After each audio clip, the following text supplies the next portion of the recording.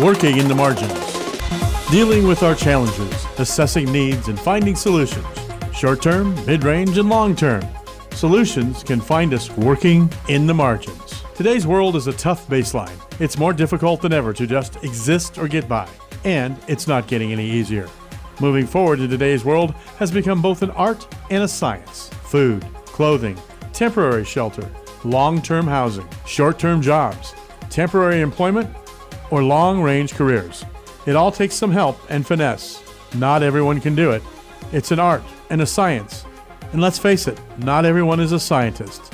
Some people need more help than others. The basics like reliable transportation, internet, laundry, a regular shower, even water, those basics we all take for granted. Electricity, these are the challenges of those caught in the net. Are homeless, unhoused, housing challenged, living in the margins. People of all ages, young, middle-aged, senior citizens, entire families, male, female, all reasons and all walks of life. Anyone can find themselves living in the margins. Homelessness and the challenges that go with it are not going away, and we can't ignore them. It's just too expensive. We've got to do better. Take the next step forward. Tune in now and listen to Working in the Margins with Zazetta Scott.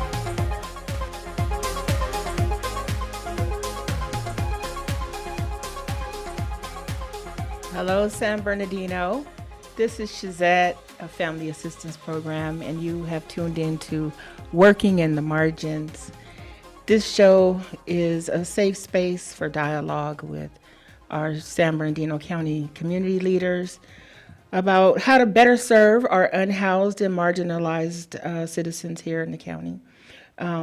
Also, weekly, I give regular updates about local community events and resources.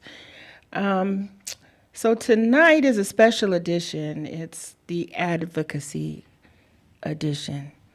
I may be an oddball these days, but I enjoy the political process. When so many people are frustrated and struggling with what they want their government and what they think their government is supposed to be doing, or what their government is supposed to be keeping their collective noses out of, I find the process of laws and bills and propositions especially intriguing, because I know that most of the rules, laws, policies, regulations come from simple citizens or simple citizen groups who had an interest in something enough so important to them that they got involved and they advocated and they decided they were going to change to make it better for their community, for them, for their families, their interest, and they went all the way. They write bills. Citizens write bills and to help change things in their communities that it could be something as simple as school crossings, not enough. Why we need more. I've known cities that have had small citizen groups that have changed. They've put cameras in places to protect some of the small business owners, and they go to their cities and city council meetings, and they advocate for these things. I am not going to ever really tell anybody how to vote. That's not my purpose. My purpose, I feel, has always been to help people find what they want to fight for, what they want to advocate for. There's lots of things that we need advocates for, lots of issues we need advocates for. And I want to help people find their why. Why, what do you want to advocate for? Your kids, your job, your money. Maybe you want to join the, thousands and thousands of people that are advocating for the increase of minimum wage. Here in California, it's on the ballot for the propositions this term for November. Maybe you have, I have family members that are on dialysis, and they are kidney care patients. And sometimes that process for kidney transplants and the selection process and how long they have to wait, sometimes those things they take, interminably long. And so I have started throwing my voice to some advocacy behind kidney care and kidney transplant issues. But that's important to me because it affects my family. I learned and discovered that I was an advocate and wanted to be an advocate back in my 30s when I went to go work for a union, UFCW Local 1428. That was where I got my my union legs, and I found out what it meant to advocate for people, low wage workers, grocery workers, people who were actually working but were part of a marginalized community because they were low wages. They had something that a lot of folks didn't know back then was that you could hardly ever. All grocery workers were part-time. It took so much for a grocery worker to get full-time, and the stores were wise on us, so they knew exactly when to cut hours, and it was so unfair. You had folks that worked in grocery stores for years, and they never and retired and never worked full-time. They never got full-time. So that's when I learned, that was something that I got to be a part of, and I learned not only how to speak up for other folks, but also in that process, speak up for myself, for my community, for my culture, for my kids. It gave me a confidence and a knowledge that I have this right to advocate. I have this right to fight for things that I believe in, just like everybody else. So as you can see today, I kind of I honed in my inner Angela Davis. I got my Angela Davis, and and I said, I feel strong, and I feel like now is the time that we can build more advocates and with our youth. And family assistance, we're doing that. We hosted our young youth advisory board hosted an advocacy summit a couple of weekends ago, and it was well attended. And we should take every opportunity we can to educate our kids. So tonight, I want to introduce you to one of my favorite advocates. Dejanay Shaw. She's been a nurse, and that's how I met her. Like the first time, she was my nurse at Kaiser, and just it's I don't know what to say, but I don't know what we call it. I know what we call it, but I felt a kismet with her, let's say, because she was she just has that spirit. You'll see about her, but she was a nurse. She's a nurse with Kaiser. For over a decade, she's a proud union member, and this is like all the things we get to find out once you just take a chance and you say, girl, what you do, and so she serves as the United Steelworkers Local 7600 political coordinator, and is the vice chair of the Steelworkers Inland Empire Legislative Education Committee.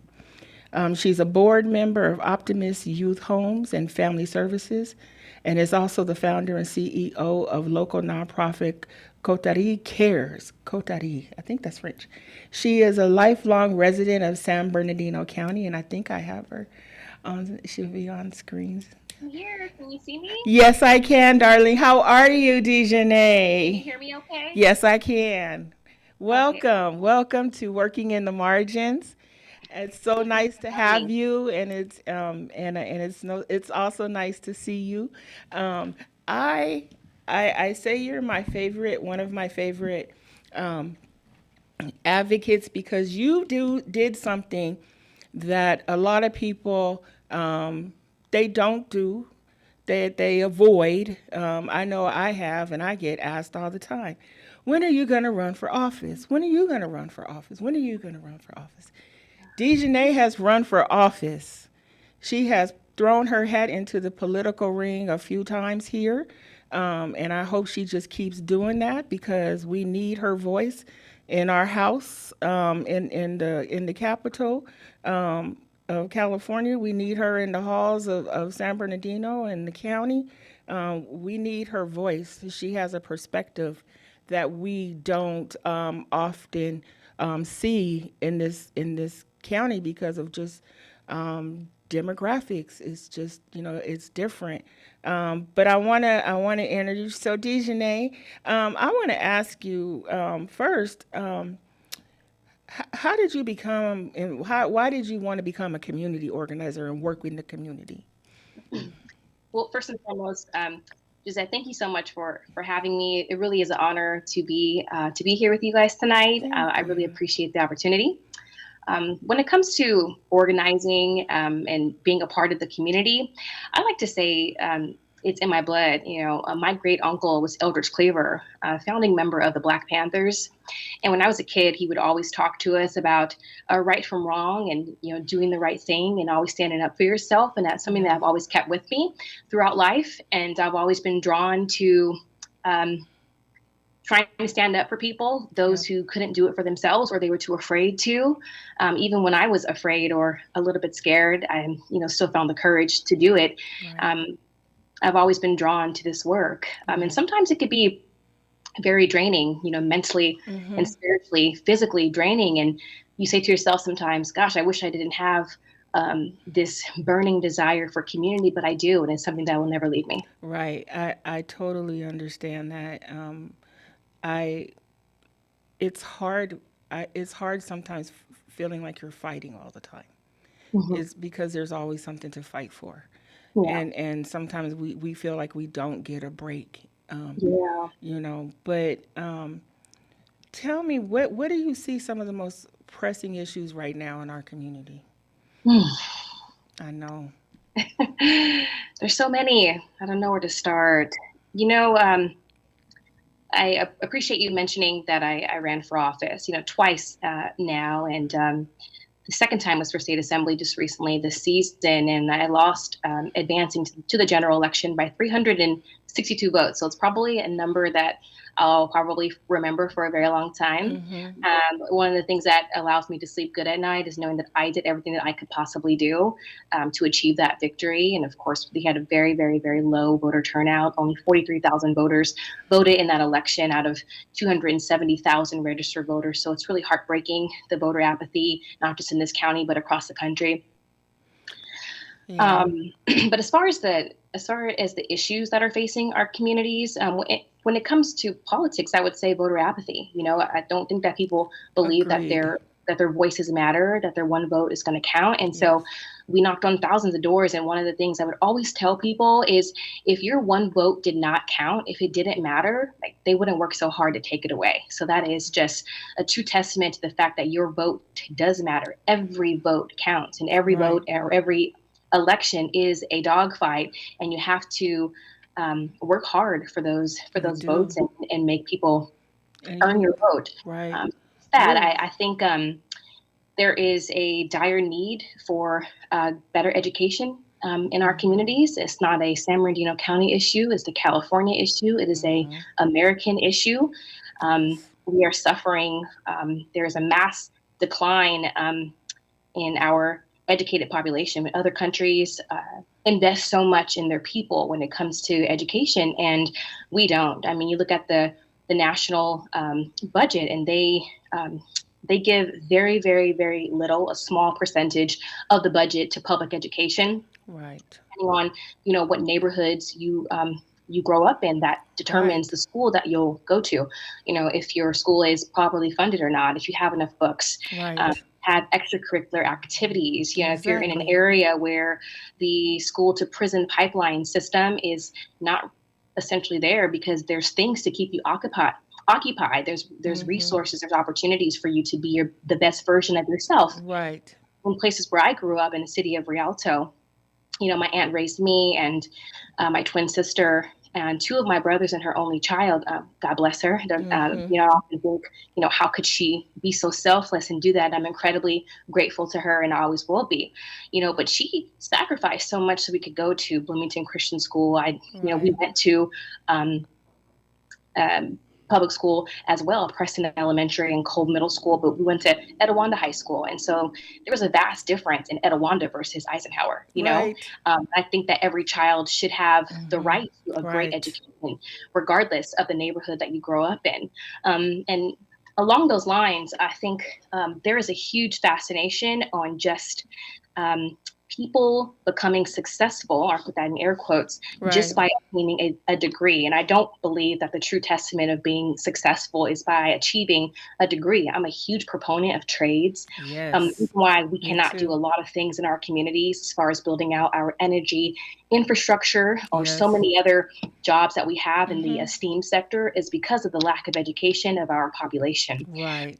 So we need to get serious about educating our people. And Mm-hmm. when you were in school, when my mom was in school, when my grandparents were in school, they had trades. Kids Yes. they did things with their hands. They Mm-hmm. were actually teaching kids to be productive members of society. Yes. And they've taken so much of those critical components of Out being of an the adult school. out Yeah. of education, and we need to Yes. reintroduce it. Mm-hmm. And that leads to the lack of good paying jobs in the region, because how can you bring companies here or Right. attract them if you don't necessarily have the people to supply them with their every need? With the So skill if we are sets. serious about really having a booming economy, we need to invest in ourselves, and that starts with education. Yes. You're right on. Back in the day, we used to have home economics in school. We learned how to, cook and sew and type Yep. and, office stuff, how to work the copy machine, and we had wood shop and auto mechanics, and we had things that it was preparing us to go out into the world and work with our hands, because not everybody could was built for going to college. 100%. Some families had nobody in their families that went, Yep. so they didn't know that that was an option or what that looked like or how hmm accessible. hmm So I absolutely agree with you. The education system too, if I may, and I think teachers are amazing and they do a good job at teaching our children with the tools that they have, but we need to Hmm. arm them with more Yes, tools so our kids can be successful, because they can only exactly. do so much. I mean, you have teachers that are buying school supplies for their Right, classrooms on a very, very, very low salary, and it's just hmm, not fair to them. They shouldn't right. have to provide school supplies for a classroom, and the school should be providing that, tenfold. But I Right, also think, to a degree, the education system can be like a worker bee mentality, where we don't talk about entrepreneurship and right, working for ourselves and harnessing our own strengths and abilities by way of entrepreneurship and right, creating, generational wealth. So that's one thing right, that we should right. also talk to our Hmm. children about at home, or Hmm. something that we as a community should be embedding into the hearts and minds of every child that we come across. You are so right on about that, and I know that there's been some local efforts um, to build um, to build up the entrepreneurship, I guess, opportunities in this region. Yes, there has. Yeah, and I get so excited when I see that, because it's not just I know, like, the Bebop Center, that's, Black and Brown Love Kim Opportunities. Carter. Yeah, Kim Carter, she's doing great things, and then there's the Yes, Black she is. Worker Center Yes. here that we have now, hmm and then Promise. but there's so many people that are coming along now and saying, let's teach these kids what we need them to do. hmm Let's incentivize them, going into healthcare fields, community health workers. So you are right on. We're going to take a break real quick. And when we come back, we're going to keep talking. I want to talk to you about your work in your union, and then what your message is for kids. Okay. Thank you. We'll be right back.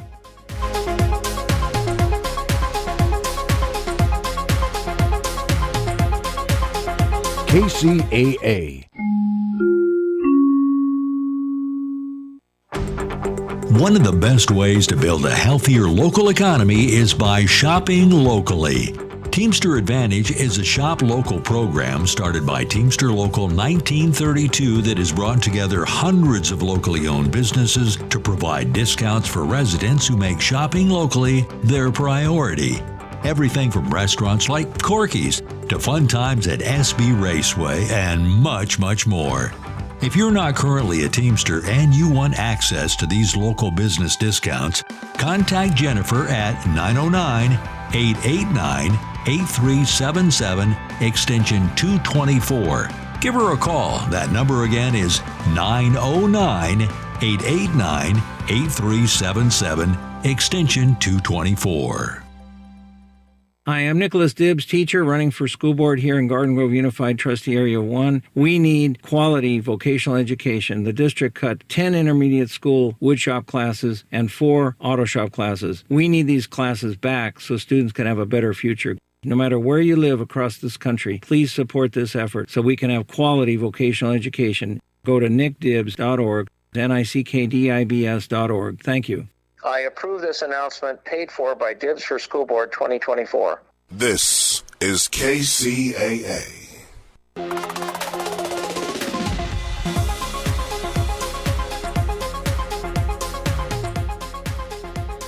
Welcome back, San Bernardino. This is Shazette with Working in the Margins with Family Assistance Program. And I have the honor of talking to Ms. Dejanay Shaw. She is one of my favorite advocates because she has taken the plunge into the political world and run for office. She ran twice, and I want her to keep doing that. I want her to keep trying to get a seat at that table. I want her to become influential in that arena and that sphere because the voices aren't always even at the table. Sometimes there's voices missing, and people of color and people from marginalized communities, BIPOC people, sometimes we're missing at the very big important tables. Sometimes, the things that are on the table and on the agenda and on the menu are things that affect us daily in our lives, and could affect our futures as far as work or how we take care of ourselves. So I admire Dejanay for taking that risk and putting herself out there. I worked in politics for quite a while. I've worked around a lot of campaigns. I know how difficult it is. But more, I think the hardest part, and I felt like I've always tried to respect this about candidates, is that separating that your political from your personal, and not, it's hard because you should be walking your walk, but some folks, they get, some ambitious people, they like to get into your life and dig out things that, have no bearing on what you're actually doing. So it can be, we know politics can be a little janky sometimes. But Dejanay, I want you to tell me, I don't want to, we're not going to harp on, your political runs. I just want to give you flowers for actually doing that and getting into that process. What I want to talk to you about is that you are very active in your union. You are a strong union representative. And the reason that that's important is because this show is about marginalized communities, and sometimes our workers, sometimes they're low paid, they're mistreated, and so we have to, there's special protections for workers, just in warehouses, there's heat control and, climate control issues that, we've had labor unions have had to fight for. So, Dejanay, tell me, how do you convince people that they should fight for themselves as union workers? Ooh. because we are, all worthy and deserving of a good life. We all deserve to live and not just exist. And that means you got to get involved in your union. People say, I don't do politics, right? Yes. Politics are going to do you, right? Your insurance companies, they do politics. Your employers, they do politics, and every day they use their political capital to get what they want. So you need to make sure that you are involved, right? No one really likes it, essentially, but it's necessary for us to continue to be at the table instead of on the menu. Exactly. I'm so passionate about this, and I talk to my coworkers until they're blue in the face about things. Whenever it comes to our bargaining season, everyone always comes to me and asks me 1,000 questions. I say, hey, listen, I'm happy to share it with you, but I need you to understand why we're doing this, right? Like, this is the next meeting. This is when we do things. This is why we are doing it. This is what we're fighting for. Don't you care about your retirement? Do your calculation right now and see where you're at right now with your 401k. How old do you have to be to retire, and how much money are you going to get? Right. We live in California, the one of the most expensive states in this country. And so, what you have right now, is this going to be enough, right? Do you have to have, supplemental income to be able to keep your head above water, right? People shouldn't have to retire and then go work somewhere else just to be able to pay their light bill, right? Exactly. Dignified wages. Like, we should be able to provide for ourselves even in retirement. And so I think that talking to people at a human level, getting them to understand that, the political process of all of this sucks. It's annoying, it's boring, it's frustrating, and it's even scary sometimes, but it's necessary for us to go through the fire if we want to win. Exactly. I've always just spoken to people like I'm having a conversation with them, because it is a conversation, and more oftentimes than not, people are really afraid to get involved.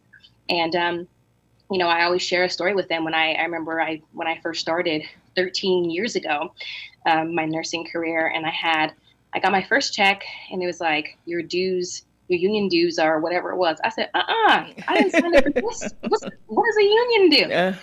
I called the lady that was at my employee orientation. I said, hey, what are these union dues? Like, what's going on here?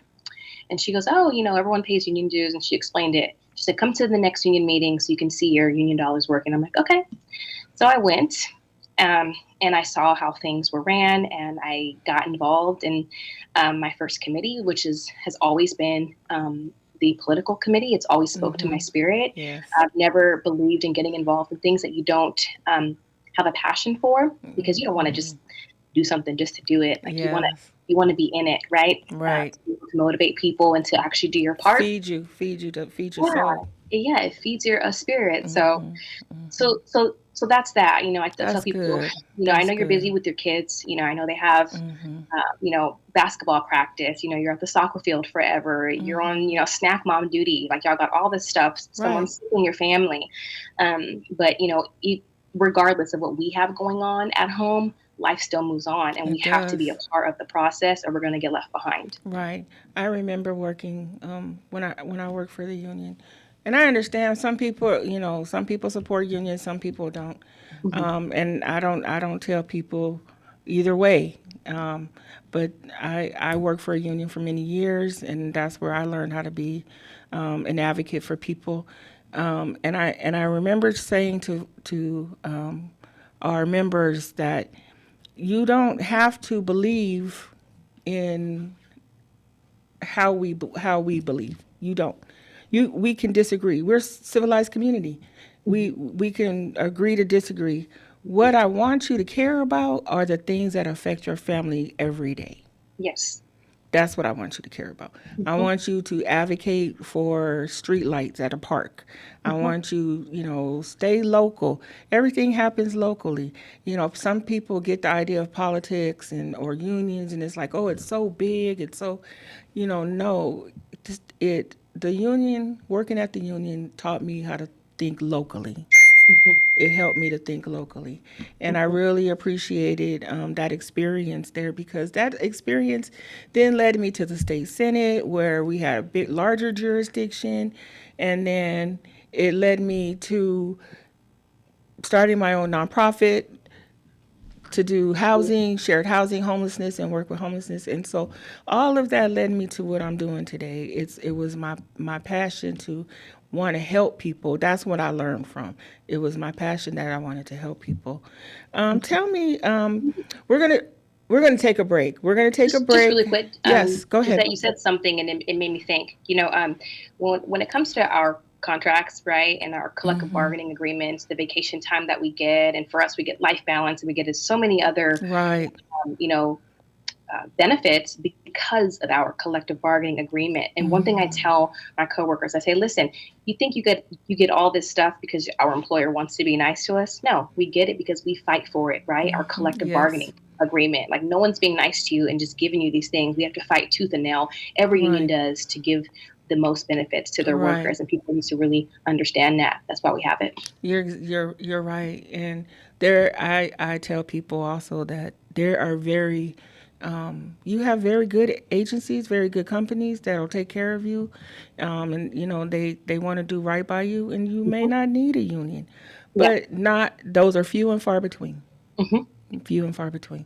Yes. All right, Dejanay, we're going to take a break, and when I come back, I want you to think about your quote on how you feel about this work that you do. We'll be right back.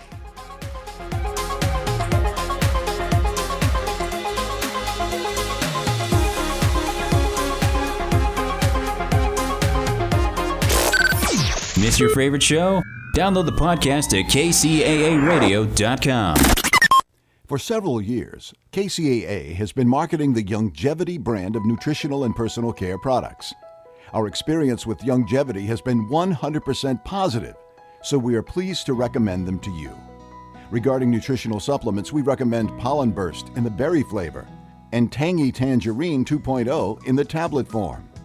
For regularity issues, we recommend 3-Day Cleanse, and for personal care, we recommend Morning Hydration Cream.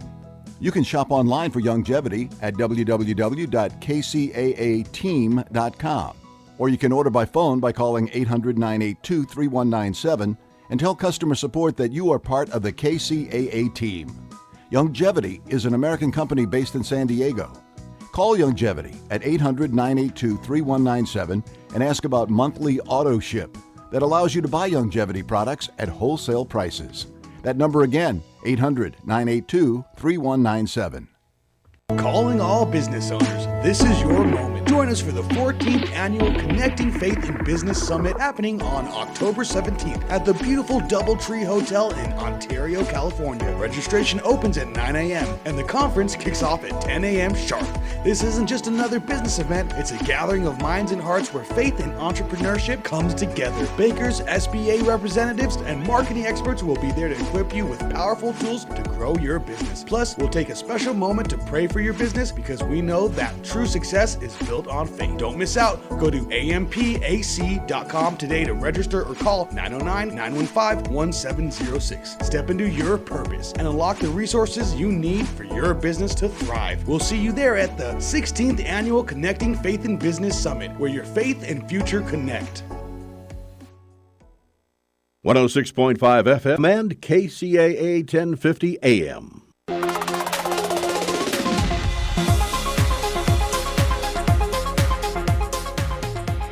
Welcome back, San Bernardino. This is Shazad with Working in the Margins and Family Assistance Program.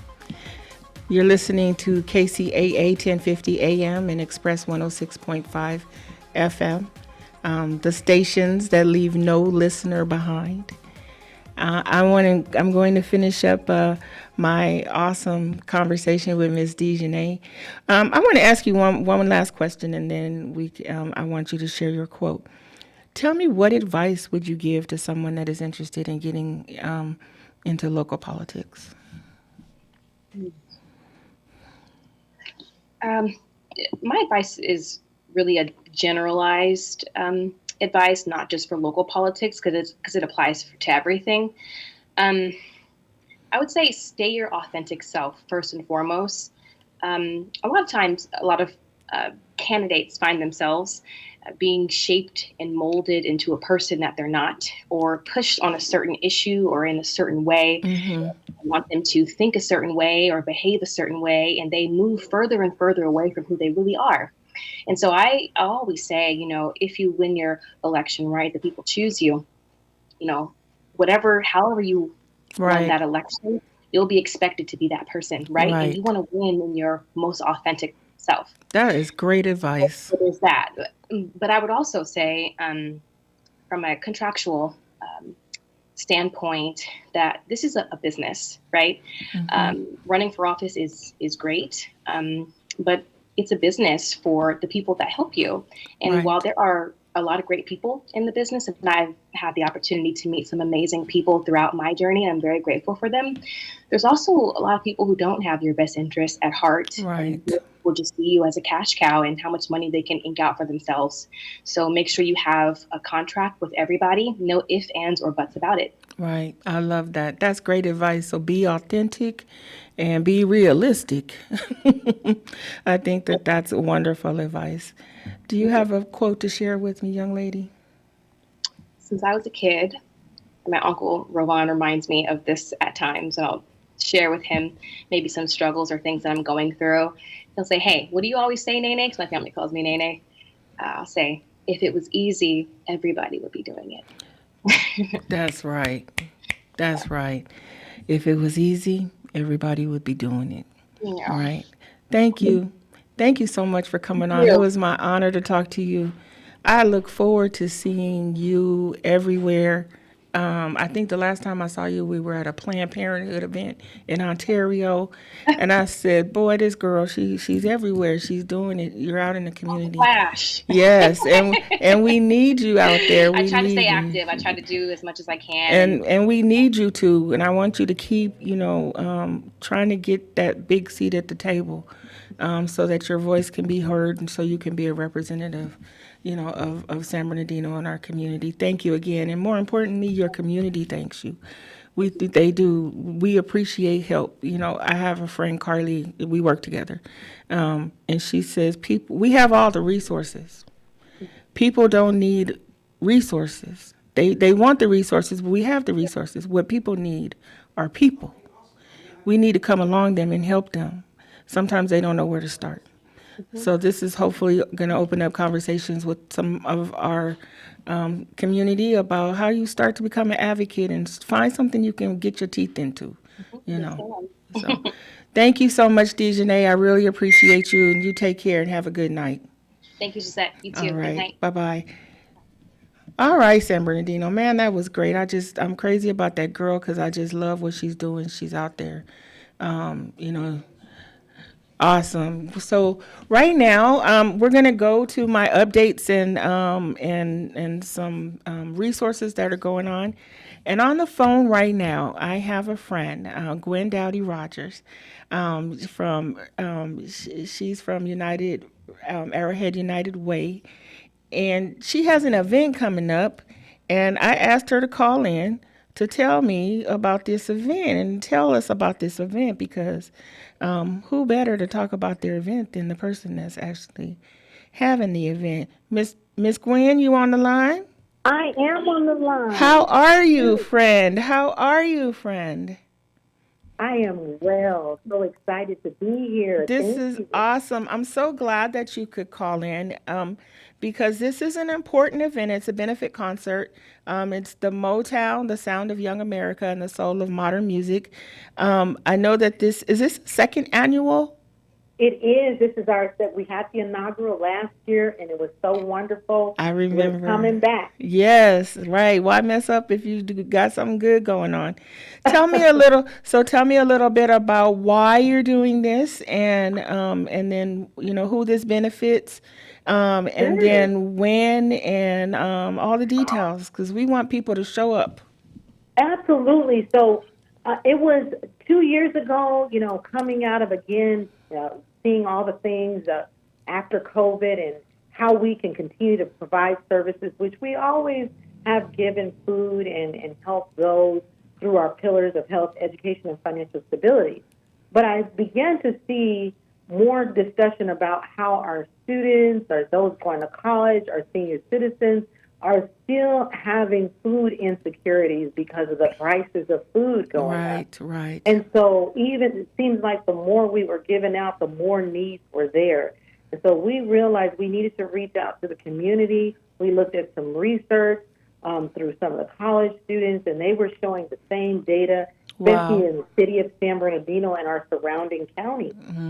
And so we said we want to do something about it, and we believe in, giving and getting at the same time. So we thought, what would be better than just a dinner plate, eating food and talking about food insecurity? It kind of doesn't go together. Right. But we have Motown. Right. And we know that Motown brought everybody together. Oh, yes. And so utilizing the platform of music in Motown with Garrett Management, who also serves on our board, Alton Garrett, we asked, could they support us and help us in this effort?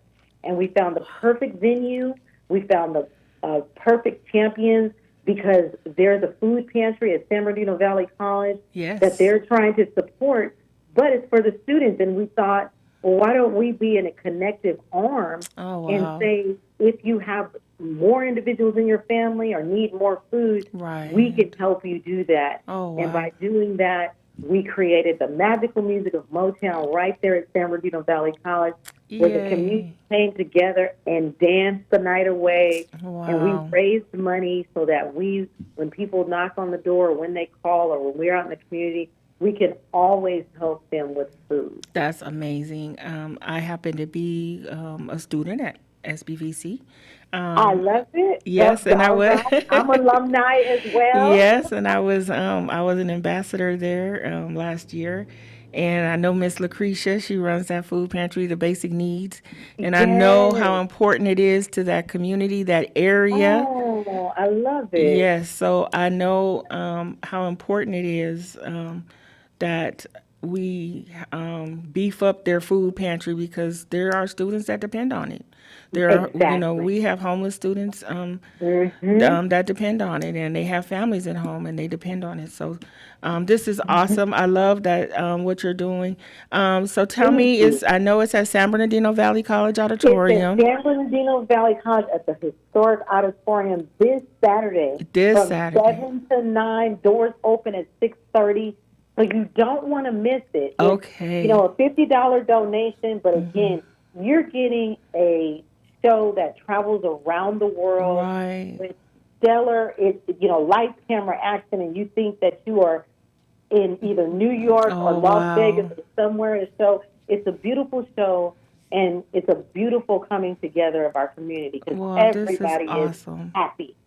This is awesome. Again, so it's this is Motown, the sound of young America and the soul of modern music, and it's San Bernardino Valley College Auditorium this Saturday from 7 to 9. And thank you, Miss Gwen, for calling in and sharing your event. I hope to have you on the show soon to talk about education.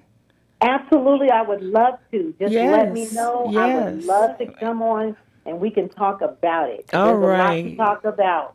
Thank and you. I hope you can make it. If you want to come, let me know. Come as my guest. Oh, thank you so much. I really appreciate that. Thank you so much. I hope to.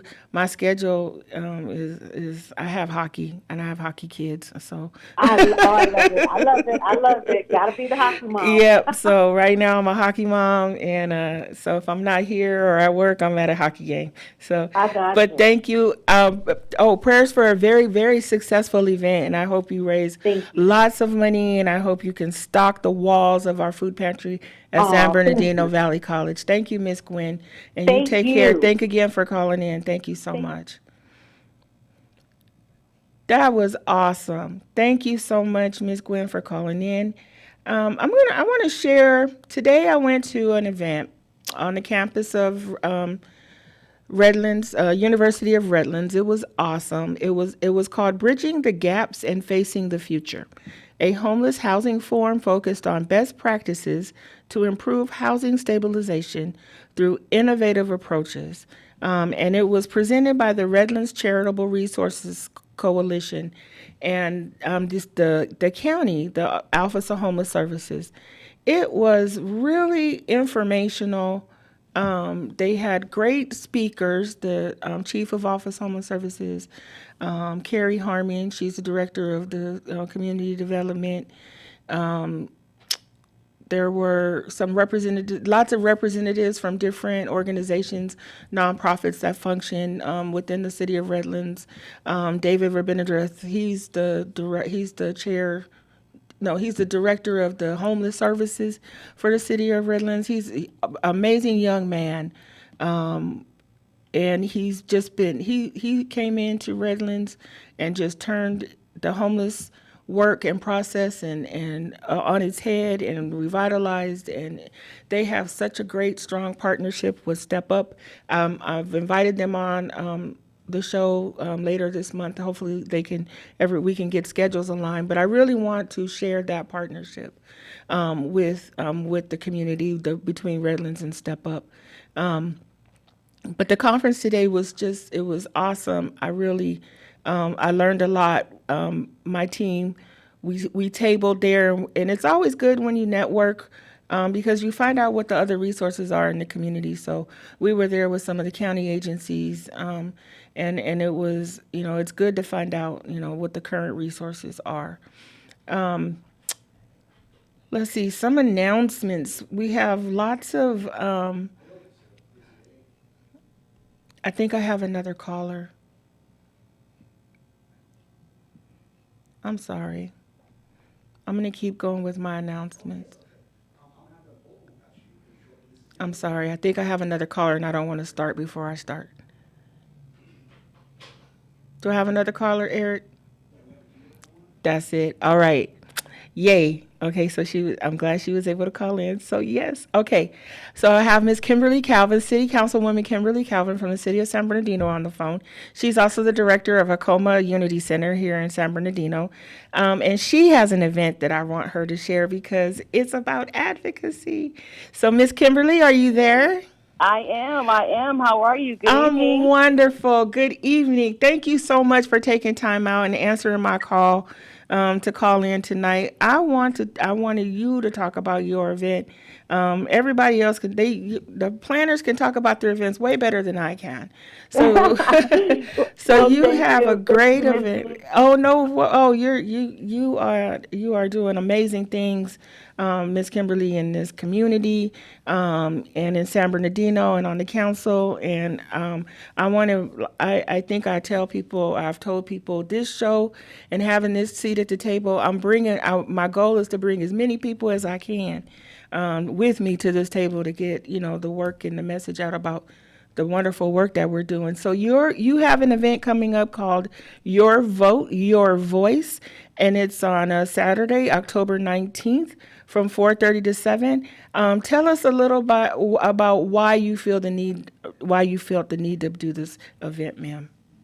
Well, what we do at Acoma is we serve scholars in San Bernardino Unified School District, ages 6 to 17. But this event in particular, we're going to be serving scholars that are 14 to 24. And of course, everybody knows it's election season, right? Yes. It's a presidential election season. Yes. This is major. Yes. And what we also know is that voter turnout in San Bernardino has been low for several elections. Right. But I wanted to turn our focus to our youth because that is who we work and serve every single day. Right. At Acoma Unity Center. And it's important that our youth do not continue to shy away from the vote. Right. I totally understand why they are dismayed and do not believe that their vote counts, do not believe that their voice matters.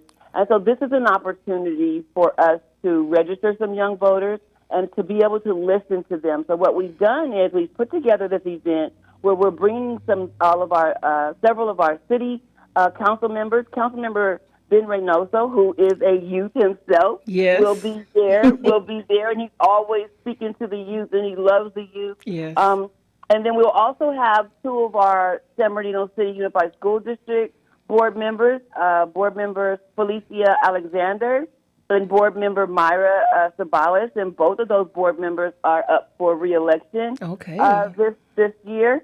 And we wanted to give them a platform as well, but more so we wanted them to be able to speak directly to their scholars. Right. Their scholars have things on their minds and issues that they're facing every single day. and it is highly critical that we allow them this type of platform to be able to ask them uncensored, to be able to ask the electeds and talk about the situation that they're facing daily. We also have a board member or trustee from the Community College District. We'll have Dr. Sharina Better. She also works for county schools. And then we'll have our very own Dr. Gwendolyn Dowdy-Rogers, who now works for San Bernardino County Schools, sits on that school board as well. That's awesome. And, we have several folks that are going to be able to speak to our scholars about the things that are concerning them. And then we have about 5 or 6 propositions on this agenda that are dealing with rent control, climate. Right. And what we know is that over 5,000 youth in San Bernardino City Unified School District are unsheltered. We know how many unsheltered we have in the city of San Bernardino. Right. Our injunction was just listed yesterday, but more so than that injunction being listed, because it's not just about the parks being cleaned up. It is about where are we going to create housing, affordable housing, exactly, so that our folks that are unsheltered. Because we have a lot of folks that go to work every day that's unsheltered. Exactly. Couch surfing is being unsheltered. Exactly. That's being homeless. Yes. And so. But what about our scholars who feel like kids don't have voices? Right. What about ones that they say, well, you know what, my parents have always been voting. What does it change? We're still struggling over here. Right. So I think it's just critical that they are allowed to face the electeds that they don't vote for just yet, but there are some that are turning 18. We have some at Tacoma that have just turned 18 just this month. Right. And we want to make sure that they have they're at the table. So this is a student-led forum. This is awesome. We have people that are working with them right now to devise a set of questions for our electeds, and we're going to have to be able to answer those. We are. Why are so many people on the streets in San Bernardino? Exactly. Where are the decent jobs? What will my future look like? Exactly. If we continue down this same road, why do I need to vote for you? Why do I tell my mama to vote for you? Exactly. You are this is so needed, and I'm so happy that this is happening. So I got to wrap up. Thank you so much for calling in again. No problem. And I will keep until it happens. I will mention it again. And it's your vote, your voice. And it's an event at Tacoma Unity Center, Saturday, October 19th, 2024, 4:30 to 7. Thank you, Ms. Kim. I really appreciate you for calling in. All right. Well, we're coming to the end. This hour goes by so quick. We're coming down to the end of the show, and I want to make sure that if you have interest in any of these events or want the flyers, just email me at Shazette@familyassist.org, and I'll be happy to send them to you. No problem. I have a ton of them, a lot more. My quote for tonight is from Bayard Rustin. When an individual is protesting society's refusal to acknowledge his dignity as a human being, his very act of protest confers dignity on him. So keep fighting, keep advocating, find something to advocate for, folks.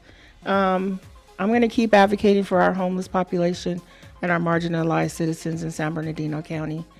Thank you again for tuning in. This is Shazette Family Assistance Program and Working in the Margins.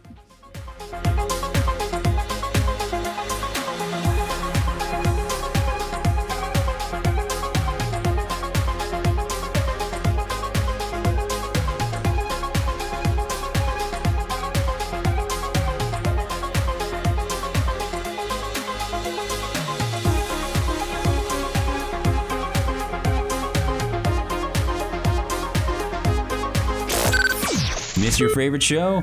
Download the podcast at kcaaradio.com. With 60 years of fascinating facts, this is The Man from Yesterday. And back in time to this time in 1970, Janis Joplin, just 27, is found deceased in the bedroom of her Hollywood motel apartment. Police say the singer's friends became concerned when they didn't